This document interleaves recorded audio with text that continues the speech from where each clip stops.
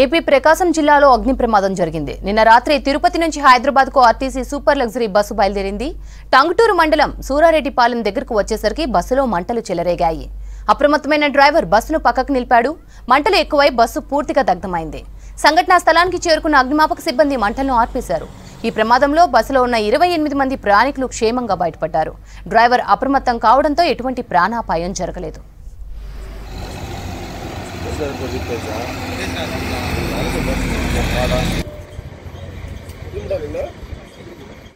మాది కోదాడ డిపో అండి. Kodad depot bus number TS29Z0046 bus number. Tirupati service అండి. ఇప్పుడు తిరుపతికి వెళ్ళి హైదరాబాద్ నుండి కోదాడకి వెళ్ళాలి బస్సు.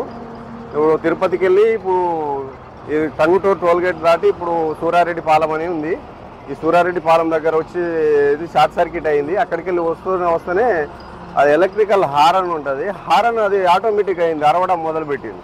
అది మొదలుపెట్టేసరికి అది పక్కకు ఆపించి అందులో బస్సులో 23 మంది ప్యాసింజర్లు, 2 డ్రైవర్లు, 25 మంది ఉన్నాం. మొత్తం సైడ్ ఆపేసినాక ముందర పోయి చూస్తే ఆల్రెడీ మంటలు స్టార్ట్ అయినాయి.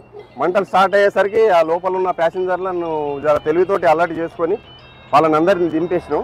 ఒకటేసారి ఇక మంటలు ఎంత మట్టేసినా కానీ ఆ మంటలు ఆగేటట్టు లేదు.